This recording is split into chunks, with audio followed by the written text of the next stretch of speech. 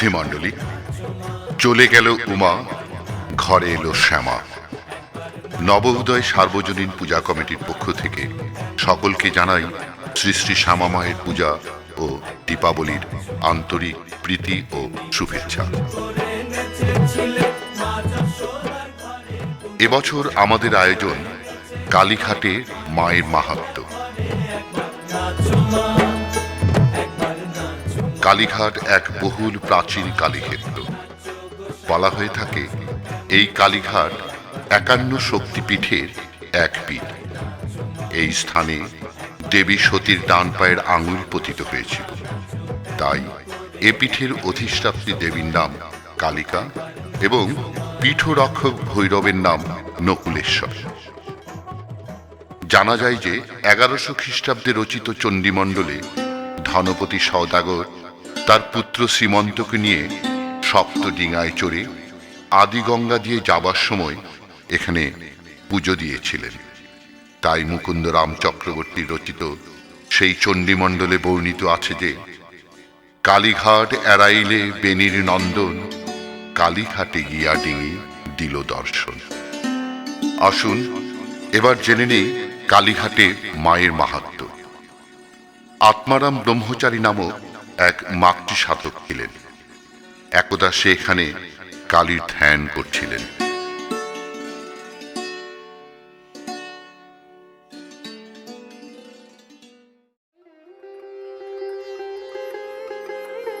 ওম ক্রিং কালিকাই নমঃ। ওম ক্রিং কালিকাই নমঃ। ওম ক্রিং কালিকাই নমঃ। ওম ক্রিং কালিকাই নমঃ। ওম ক্রিং কালিকাই নমঃ। কালী মহাকালী, কালী কালী মহাকালী, কালী কালী। কিরে আত্মারাম, এইদিকে দেখ, তোর মা তোর ডাকে সাড়া দিয়েছে যে।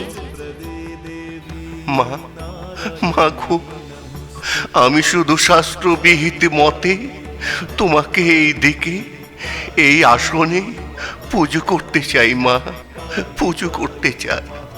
আত্মারাম, তুই যে বেদিতে বসে ধ্যান করছিস সেটি হলো ব্রহ্মবেদী, আর তার পাশে বয়ে চলেছে কালিন্দী হ্রদ।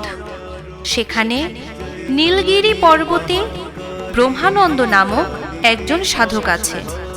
তার কাছে কোষ্ঠী পাথরে শিলাস্তম্ভ আছে। সেটিকে এনে তুই এই ব্রহ্মবেদীতে স্থাপন কর।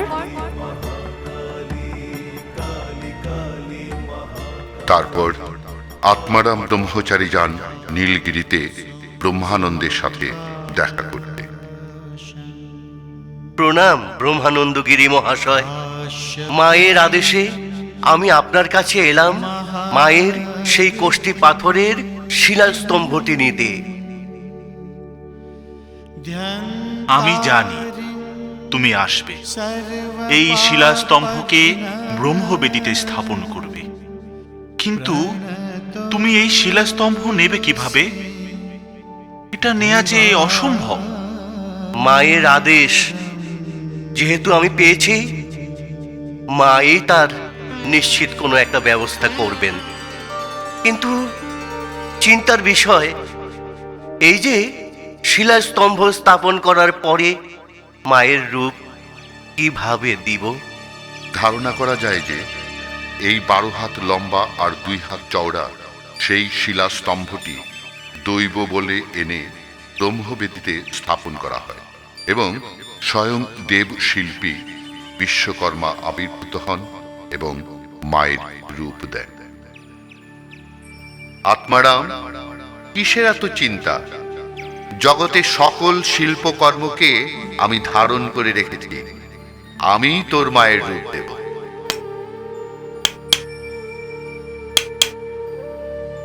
তারপর স্বয়ং বিশ্বকর্মা মায়ের রূপ দেন।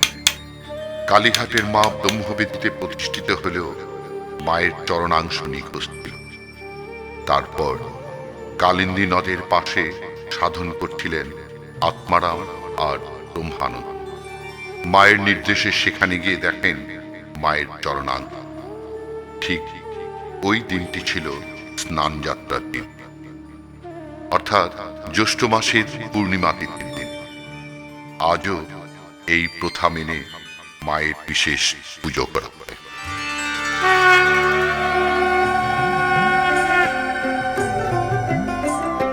ডুব দে রে মন কালী বলে, ডুব দে রে মন কালী বলে, হৃদি রত্না করে রগাধ জলে, ডুব দে রে মন কালী বলে, ডুব দে রে মন কালী বলে।